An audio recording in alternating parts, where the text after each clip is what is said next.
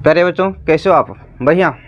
आशा करते हैं जहाँ भी होंगे मस्त होंगे और स्वस्थ होंगे। आज हम लोग जो बात करेंगे एक बहुत ही महत्वपूर्ण टॉपिक है हमारे दैनिक जीवन से रिलेटेड, जिसका नाम होगा स्टील। स्टील हम लोग हर रोज़ किसी न किसी रूप में अपने कामों के लिए जो है ज़रूर ही उपयोग करते हैं। तो आज हम लोग जानेंगे स्टील होता है क्या और यह कितने प्रकार का होता है, किन किन प्रकार का स्टील का जो है उपयोग किस प्रकार से किया जाता है और उनका गुण क्या होता है। सबसे पहले देख लीजिए, स्टील जो बनता है ना वह लोहा से ही बनता है। किससे बनता है? लोहा में। यानी जब लोहा में Fe में जब कार्बन मिला दिया जाता है, लोहा में जब कार्बन मिला दिया जाता है तो वह स्टील कहलाता है। कार्बन मिलाने से क्या होता है, लोहा का जो है ना ये नरमपन दूर हो जाता है, लोहा कठोर हो जाता है, कड़ा हो जाता है, जिस कारण उसे मजबूती आ जाता है। इसीलिए इसमें कार्बन मिला करके इसको स्टील बना दिया जाता है। हम लोग जो अपने दैनिक लाइफ में यूज करते हैं वह लोहा, बिल्कुल शुद्ध लोहा का उपयोग नहीं करते हैं, बल्कि वह स्टील होता है। वह किसी न किसी रूप में जो है वह स्टील होती है, अगर उसमें कार्बन की मात्रा मिला हुआ है। तो देख लीजिए, स्टील जो है ना दो कैटेगरी में बटा होता है। पहला होता है कार्बन स्टील, सिर्फ कार्बन स्टील, और दूसरा होता है अलॉय स्टील।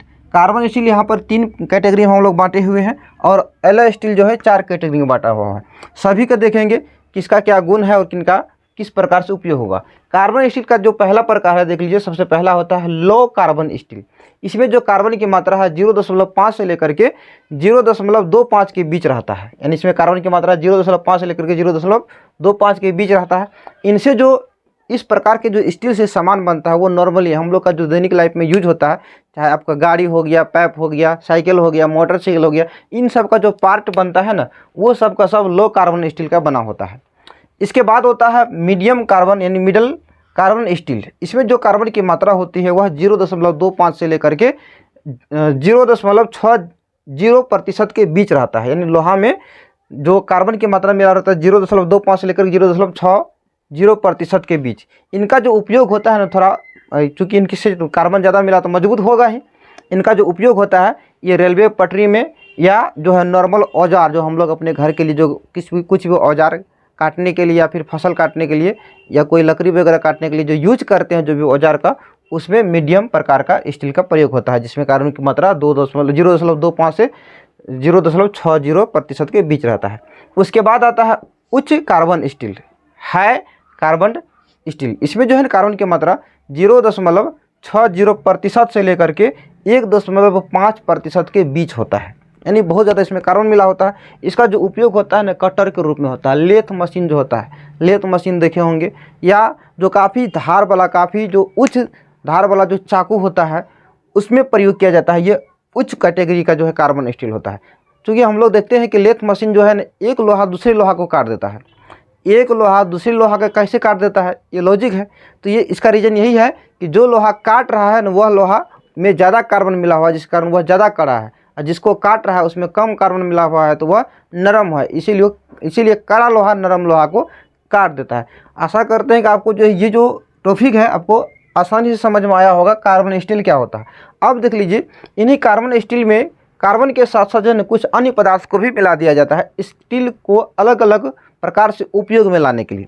अलग अलग प्रकार से उपयोग में लाने के लिए कार्बन के साथ साथ कुछ अन्य पदार्थ को भी स्टील में मिला दिया जाता है, जो कुछ इस प्रकार से यहाँ पर देख लीजिए। पहला जो स्टील का प्रकार है वह स्टेनलेस स्टील है। जो हम लोग का जो घर में बर्तन बनता है, थाली, हंडी, कुकर, लोहिया जो भी बनता है उसमें वो स्टेनलेस स्टील होता है। इसमें जो है ना कार्बन के साथ साथ क्रोमियम और निकेल भी, क्रोमियम या निकेल कुछ भी मिला होता है, वो उच्च क्वालिटी के। उसमें भी जो है स्टील का कैटेगरी अलग अलग होता है। हम लोग जो घर में भी बर्तन जो यूज करते हैं उसमें भी अलग अलग जो कंपनी है अपने अपने हिसाब से चीज़ों को मिक्स करता है। तो हम लोग का यहाँ जो बर्तन भी होता है सभी बर्तन एक जैसा नहीं होता है, उसमें कुछ न कुछ जो है डिफरेंट देखने को मिलता है। दूसरा होता है टूल स्टील। टूल स्टील में जो है ना कार्बन के साथ साथ टंगस्टन और मेलिब्डेनम मिला हुआ रहता है। इसका जो प्रयोग होता है ना ये भी थोड़ा मजबूत होता है इनसे, तो इसका भी प्रयोग जो है औजार, कटर या ड्रिल जो होता है दीवार में छेद वगैरह करने के लिए, छिद्र करने के लिए उसमें प्रयोग होता है। उसके बाद है हाई स्पीड स्टील। इसका काम क्या होता है, यह जो है ना उच्च ताप पर भी, काफ़ी हीटर वगैरह जो लगा होता है वो हाई स्पीड स्टील होता है। यह उच्च ताप पर भी, और यदि कुछ हम लोग सरिया काटने के लिए देखे होंगे कोई मशीन का प्रयोग करते हैं जिसमें कि जो धातु है काफ़ी ज़्यादा गर्म हो जाता है, फिर भी उसको कुछ नहीं होता है, फिर भी अपना वो काम करता रहता है।